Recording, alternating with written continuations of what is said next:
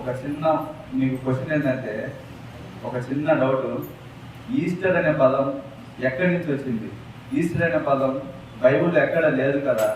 మరి happy Easter day అని క్యాలెండర్లో కూడా సేవ్ అయిన ఉంది కదా అక్షరం. అది ఎక్కడి నుంచి వచ్చింది అంటే ఒక చిన్న మాట, అది ఆర్సిఎం చర్చి నుంచి వచ్చింది. అది ఈస్టర్ అనేది అది అది అసలు దేవుని మాటే కాదు. అది వచ్చేసి ఒక బైబుల్ పూర్వకాలంలో అది విగ్రహారాధన ఒక దేవత పేరు. ఈస్టర్ అనేది ఒక లాటిన్ పదంలో వచ్చేసి ఎస్టారోతు అనే ఒక దేవత పేరు. అది మీరు చాలా చరిత్ర ఉంది దాని వెనకాల. కొన్ని ఆర్సిఎం చర్చిలో విగ్రహాలు, మరియమ్మ బొమ్మలు ఉంటాయి కదా విగ్రహాలు, అవి వచ్చేసి అవి అసలు మరియమ్మ విగ్రహమే కాదు. అది ఈస్టర్ అంటే ట్రాన్స్లేట్ చేస్తే ఎస్టారోత్ అనే విగ్రహమే వచ్చేసి ఆ చర్చిలో ఉంటాయి. ఒక చిన్న ఇన్ఫర్మేషన్ మీకు. అది పునరుద్ధానం గురించి మాట్లాడబోతున్నాం. పునరుద్ధానం అంటే క్రైస్తవానికి, సంఘానికి చాలా విలువైనది పునరుద్ధానం అనేది. పునరుద్ధానం అంటే ఒక క్రైస్తవునికి ఒక ఆయు పట్టు లాంటిది వచ్చేసి పునరుద్ధానం. పునరుద్ధానం అనేది లేకపోతే అసలు క్రైస్తవమే ఉండేది కాదు. ఒక మిషనరీస్, పాస్టర్లు ఒక అబద్ధ బోధ సాక్షులుగా నిలబడేవారు. క్రైస్తవ్యంలో పునరుద్ధానం అనేది చాలా విలువైనది. మనం ఏం చేస్తున్నామంటే గుడ్ ఫ్రైడే అని అందరికీ చెప్తున్నాం, కానీ ఈస్టర్ అంటే పునరుద్ధానము అనేది చాలా తక్కువ మందికి చెప్తున్నాము. అన్యులు కూడా ఏంటంటే గుడ్ ఫ్రైడే అనేది వాళ్ళు వింటున్నారు అంటే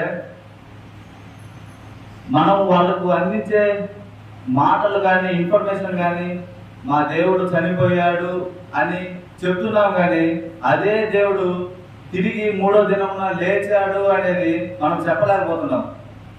కొద్దిగా ఒక చిన్న రెఫరెన్స్ చూసుకుందాం పునరుద్ధానం గురించి.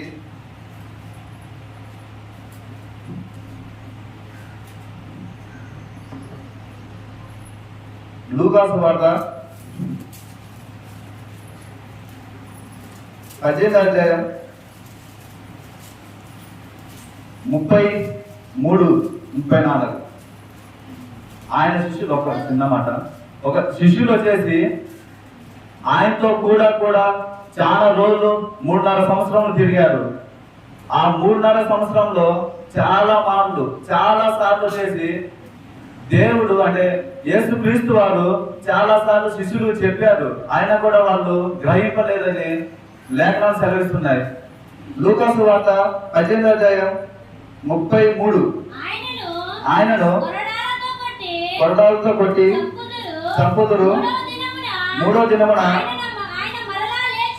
లేచునని చెప్పాను. వారు మీ మాటలలో గ్రహింపలేదని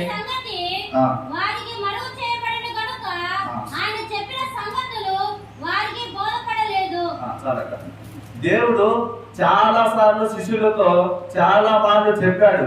మత్తయి సువార్తలు కానీ, మార్కు సువార్తలు కానీ, లూకా సువార్తలు కానీ చాలా మాటలు శిష్యులతో అనేక సంభాషణలు జరుగుతూ ఈ మనిషి కుమారుడు దుష్ట మనుషుల చేత అప్పగింపబడుతున్నాడు అని చాలా సార్లు చెప్పాడు, కానీ వాళ్ళకు ఏమి బుర్రకెక్కలేదంట. మరి ఏమెక్కాయంటే పునరుద్ధానికి ముందు శిష్యులు వాళ్ళు ఏం ఆలోచనలు చేస్తున్నారో ఒకసారి చూసుకుందాం. లూకా సువార్త 9:46.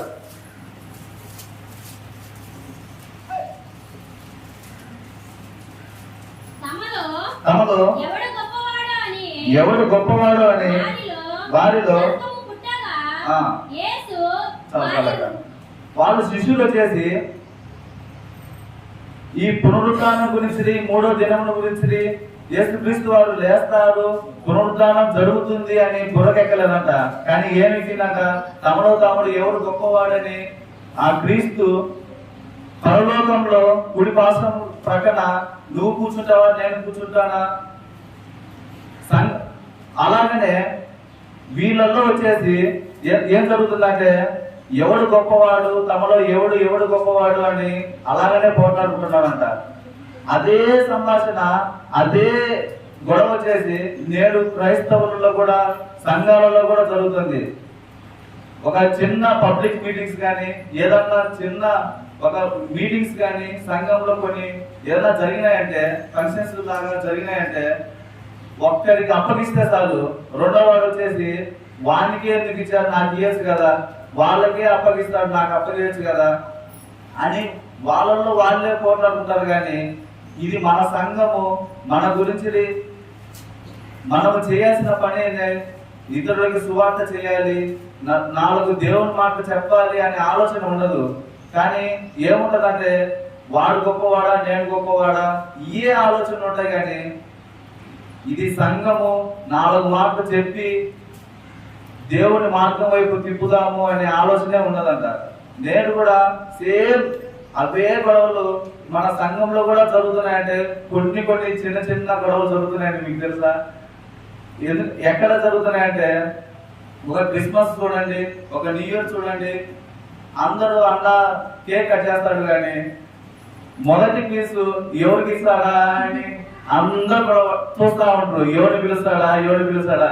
సపోజ్ గా పండుగ అనిపించిందంటే చాలు, ఇంకా వాడేమో అన్న నాకు మొదటి పీస్ పెట్టిండు, కేక్ ఫస్ట్ పీస్ నాకే పెట్టినాడు, వాడు సంతోషపడితే రెండో వాడు ఆ మనోగాడి సిద్ధిగాడు వచ్చేసి వానికి ఎందుకు పెట్టి నాకు పెట్టచ్చు కదా అని సేమ్ ఇయే గొడవలు. అక్కడ ఎగ్జాంపుల్ చెప్తున్నాను, అక్కడ సేమ్ అయ్యే గొడవ జరుగుతాయండి. కానీ పునరుద్ధానం గురించి వాళ్ళు నమ్మలేదంట, ప్రచారము చేయలేదంట, దేవుని గురించి ప్రకటన చేయలేదంట. ఇలాంటివి నేడు జరిగాయి, ఆ రోజు జరుగుతాయి, తర్వాత ఫ్యూచర్ లో కూడా జరగబోతున్నాయి అని ఒకటి హిస్టారికల్ గా రుజువు చేయబడింది. ఇంకొక రెఫరెన్స్ చూద్దాం, ఆయన పరిచయాల గురించి ఎలా చేయబోతున్నాడు అని. లూకా సువార్త 24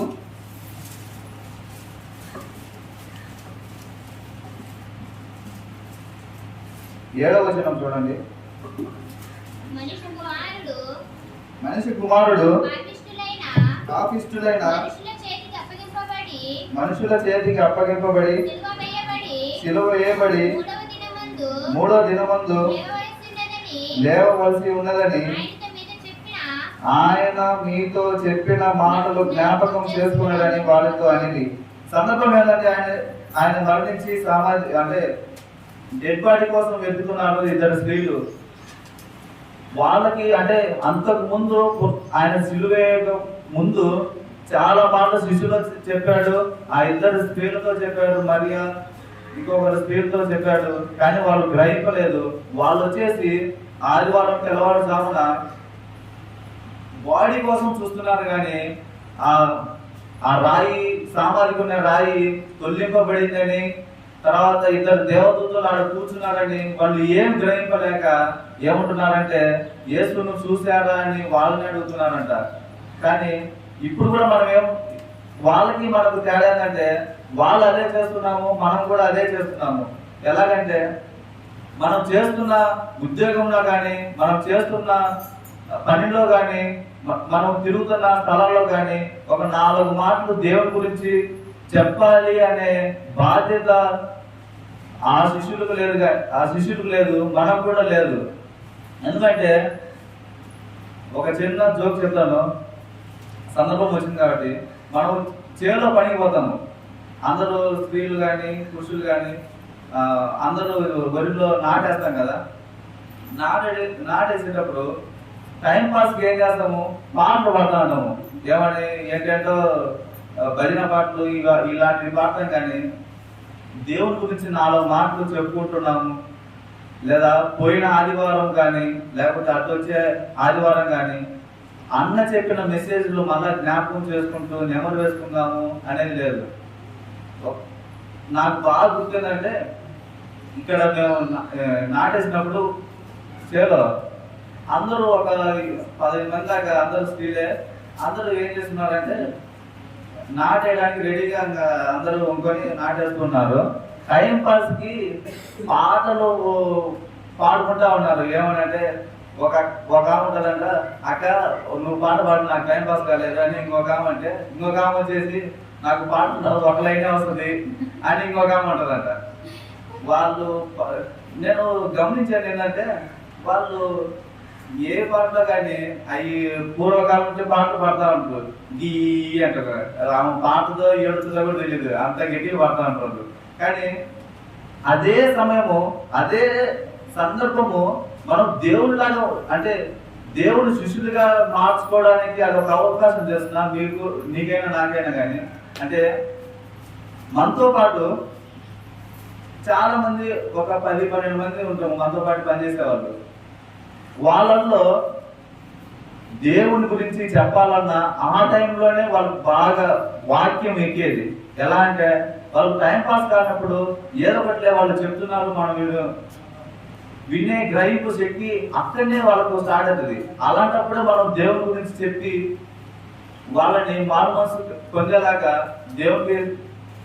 దేవుని అడిగి ఒక చిన్న ప్రార్థన చేసుకొని, దేవాన్ని ఈ మాటలు చెప్పాలనుకుంటున్నాను, మీరే కొద్దిగా జ్ఞానం నాకు సమకూర్చు అని ఒక 4 మాటలు చెప్పి వాళ్ళని చర్చికి రంపించేలా చేస్తే అదే చాలు మనకి. కానీ మనం ఏం చేస్తున్నామంటే లోకానుసారంగానే కలిసిపోతున్నాము, లోకానుసారంగానే జీవిస్తున్నాము. అలాగనే అలా జాబితాలో మనం ఉండకూడదని దేవుడు కూడా చెప్తున్నాడు. పునరుద్ధానం అనేది ఇంకొక మాట చదవండి. లూకాసు వార్త 24:7 అధ్యాయంలో, మనిషి కుమారుడు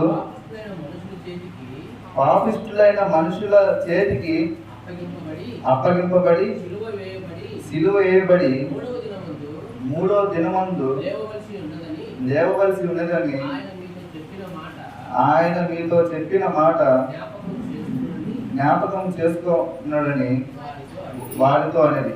ఎంత బాగుందండి ఈ వాక్యము,